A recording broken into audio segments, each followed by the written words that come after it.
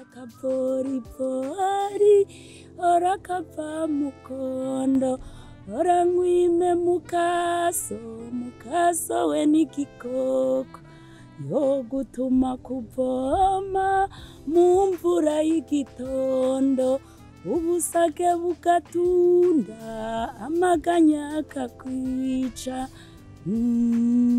mama. Murakoze cyane. Jewe nakabazo mfise ngomba kubaza. Je nitwa Ndi mu mahoro Augustin, mvuka ku musozi wa Rukinga n'intara ya Rumonge.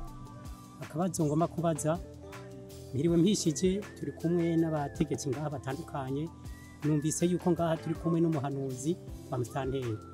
Jewe iki gisagara ndagitemberamo cyane, mwayaze icerekeye urwaruka aha mu ntara ya Rumonge, kuri iyo soko ya Rumonge. Je nama ndayitembeye cyane, ndabona urwaruka rwinshi, abana benshi b'imisore batemberana ibiyoba, imyumbati mibisi. Nkasaba nagomba mbaze nyakubahwa, leta ifasha iki ubwo rwaruka ntiruja ku mashuri habuze iki?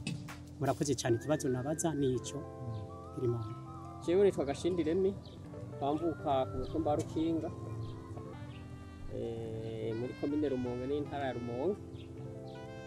Nkaba ndi umutware imbere w'Agashimbiri ka Nyakara. Intero nashaka gutanga kubyerekeye urwaruka, ahanini urwaruka bakeneye inyigisho bose n'amanama y'igituma urwaruka rwinshi muri ino myaka rukora ugomba ubuzima bworoshe. Uriko uraraba nko mu muryango, umuntu ashobora kuba afise nk'abana 4-5, basanga harimwo abana bakuze, harimwo abahejeje amashuri, abakiri ku ishuri. Mugamura muri uyo muryango w'abantu 7 canke 10, basanga hakora abantu 2 gusa, umugabo n'umugore.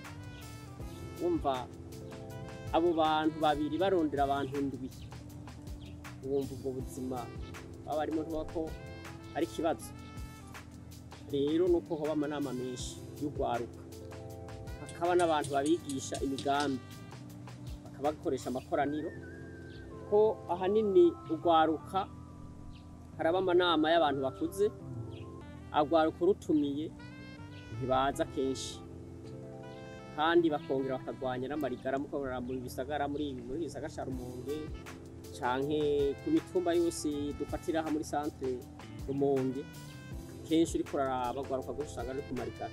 Nakaye gahaze gakunda kwibonekeza kenshi muri aya manama. Urwaruka tubatumiye mu manama atandukanye, wanashima n'ayabega ntibitabira, hari igihe batitabira ku rugero rushimishije. Ucumengo uramugoye, kandi niyo agumye muhira ataco ariko arakora. Cyane cyane hongeye kuri ico yakubaheje kuvuga, hariho urwaruka kenshi usanga bafise guhishira, bakagomba kwikumira, ntibagombe gufatanya n'abandi kumvo z'uko nibaza ko badafite abo baba baserukira ngo babavugire, bakaba bama bashaka kuvugirwa kubona ati bakifuza kugera aho basice, ariko ntibahashike kumvo z'uko nibaza ko kudatahura aho icyo bakwiye kuba n'icyo bakwiye gukora, naho bakwiye guseruka kugira ngo baboneke nk'abandi. Kuri twebwe dusanzwe tubaserukira, mu bisanzwe hari urwaruka rumwe usanga rwikumira. Aho ndavuga nko kugwaruka usanga ari ruri mu migambwe itandukanye.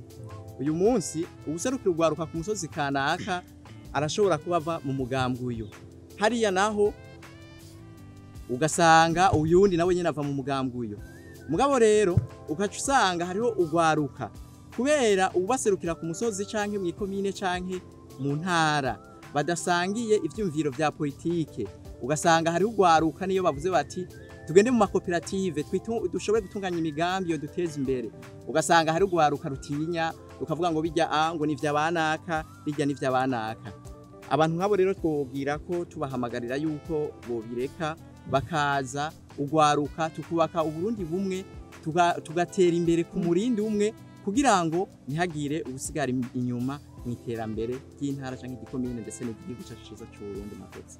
Reka tufate no mwanya wo kubashimira mwebwe mwahisemo Jimbere Magazine ndetse na Kadoza FM. Ndizera yuko mwumvise byinshi, twari mu ntara ya Rumonge, commune Rumonge, twe tumwe n'abatware ba hano aho batuyege kintu kijanye n'inyungu z'amanama yo gushikiriza ivyaranguwe. Twize byinshi, twungutse byinshi, twumvise yuko hari inamba zimwe bahura nazo, ariko uko iminsi igenda nuko bagenda bishira mu ngiro. Ndabushimire kandi aba bose mwashoboye kuza guteramana, twishimira bene igihugu bari nyuma yacu, tubabwira ati tusubira mu kindi kiganiro kizoca kuri Jimbere Magazine hamwe na Kazoza FM.